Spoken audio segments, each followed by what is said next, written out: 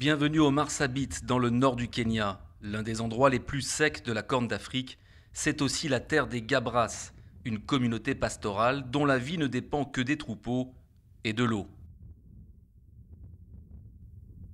Ils sont environ une trentaine dans ce village, encerclés de terres et de roches arides sur des kilomètres à la ronde.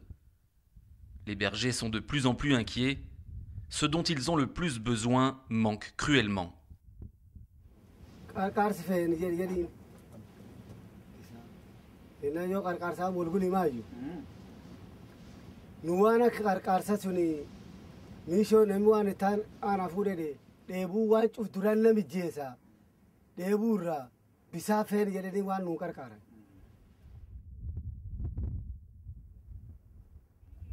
Ces familles se sont installées ici tant bien que mal, au plus proche de l'eau.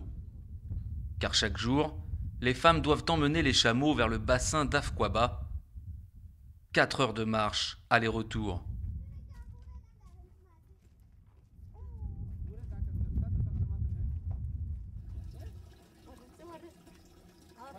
La réserve permet de subvenir aux besoins de plus de 1000 villageois des alentours.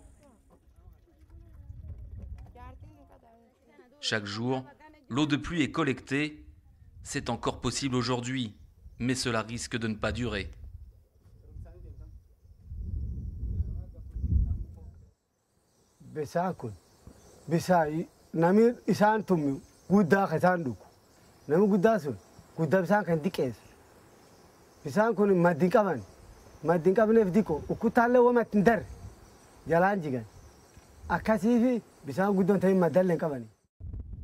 La récupération de l'eau de pluie est rendue possible grâce à un ambitieux projet de 40 millions d'euros financé par l'aide humanitaire européenne. Il permet de venir en aide aux communautés pastorales à travers toute la Corne d'Afrique face à la pénurie d'eau. Dans le cas d'Afkwaba, une pipeline et un petit barrage ont pu être construits en collaboration avec le gouvernement kényan et des ONG locales. Le FAO s'implique dans un rôle de coordinateur, mais comme l'explique Daniel Donati, il ne faut pas s'en arrêter là. C'est sur le long terme que la sécheresse peut être combattue. Et on ne fait pas assez attention à ce que nous on appelle le Disaster Risk Reduction Strategy, la réduction du risque de désastre. Donc toutes les mesures qui pourraient contribuer à réduire le nombre de populations, la population exposée aux facteurs de risque.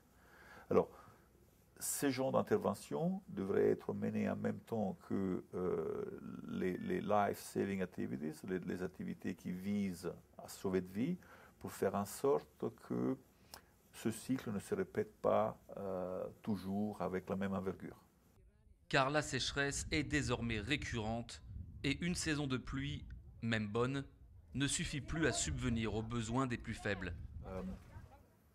Ce qu'il y a de nouveau avec les changements climatiques en cours est que les phénomènes de pic de crise due à la sécheresse se rapprochent. Et parfois, certains de ces pics erratiques deviennent beaucoup plus importants en termes de durée et en termes de nombre de jours et de leur positionnement, je dirais aussi, sur les calendriers agricoles.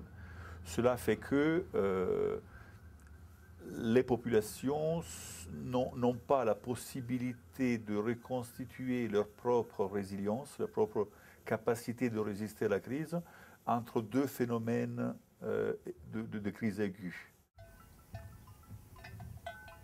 Mais la hausse des prix alimentaires, les ressources limitées, sources de conflits entre ethnies et la population grandissante sont tout autant des facteurs supplémentaires qui viennent aggraver la situation. Certains Gabras ont dû se résigner à la sédentarisation, comme cette femme à Kalasha.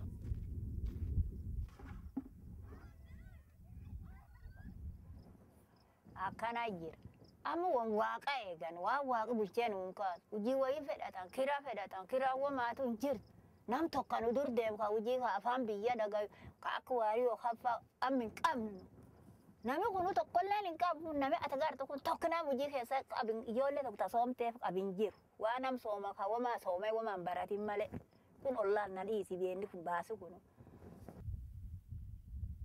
L'aide humanitaire européenne et le FAO se mettent en quatre pour rendre l'eau disponible là où elle disparaît. Mais comme l'explique cet expert de la Corne d'Afrique, il faut se focaliser sur la prévention et le développement. We can slow this down by our activities, which we are doing, and we're getting increasingly effective in doing that, for example, by the drought preparedness activities that ECHO is now funding. FAO is playing a very important role in this whole approach. As far as coordination, backstopping is concerned, we are engaging FAO for that purpose. FAO can increase their activities by moving more into the development phase as far as really bringing this to the foreground, early warning systems, which they are engaged already. But the real issues as far as drought and drought preparedness should become related much more to development, and we feel that FAO should be playing a more important role in that on the longer term instead of the short-term activities which we see now. Les causes de sécheresse et de famine sont complexes et durables. Les conséquences sont dramatiques. Les Nations Unies tirent à nouveau la sonnette d'alarme. En 2009, au Kenya, pas moins de 4 millions de personnes sont menacées.